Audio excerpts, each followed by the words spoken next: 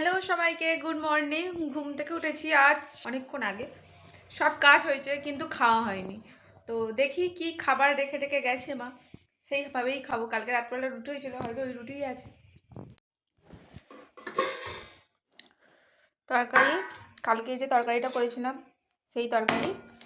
এখানে রুটি আর আছে মিষ্টি, লাল মিষ্টি। এটাতেও তাই, এটাতে এটাতে পুরোটা আছে, খাওয়া হয়নি। দুটো খেয়েছিলাম আর বাকিটা এখান থেকে সবাই খেয়েছিল।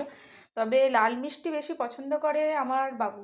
তো যাই হোক, সকালে খাওয়াটা এখন খাই, তারপরে দেখা যাবে। এখন বাজে তো পুরো 10:30। 10:30 বেজে গেছে, এখন আমার খাওয়াই হয়নি, অথচ উঠেছি সেই 6টাতে। কাজ করতে করতে আমার খাওয়ার সময়ই থাকে না। তো যাই হোক, খাওয়া দাওয়া করে নিই, এবারেই যাবো ঠাকুর ঘরে। আজকে মায়ের খুব শরীর খারাপ, মা জ্বর হয়েছে, তো মা আজকে ঠাকুর ঘরে যেতে পারবে না, স্কুলে চলে গেছে। বারণ করলাম এত, তাও তো শোনেনি। তা এবারে ঠাকুর ঘরের কাজ তো আমাকেই করতে হবে, ঠাকুর মশাই আসবে, তো তাড়াতাড়ি খাওয়া দাওয়া করে যাই, না হলে বেরোতে বেরোতে সেই পুরো 2:30 বেজে যাবে, 2-2:30। ঠাকুর ঘরের কাজ, পুজো, এটা সেটা করতে করতে অনেক লেট হয়। তো যাই হোক, খাওয়া দাওয়াটা করে নিই, দেখাবে পরে, টাটা। মোটামুটি সব কাজ কমপ্লিট, সব কাজ সারা হয়ে গেছে, পুজো টুজো দেওয়া হয়ে গেছে। এবারে রান্না করেছিলাম সকালে, সেগুলো খাওয়া দাওয়ার পালা। চলো দেখি কী কী রান্না করেছি, সেটা দেখাবো তোমার সাথে।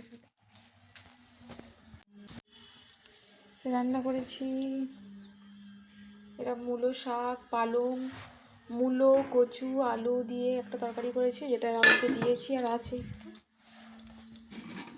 আর এখানে করেছি ফুলকপি আলুর তরকারি।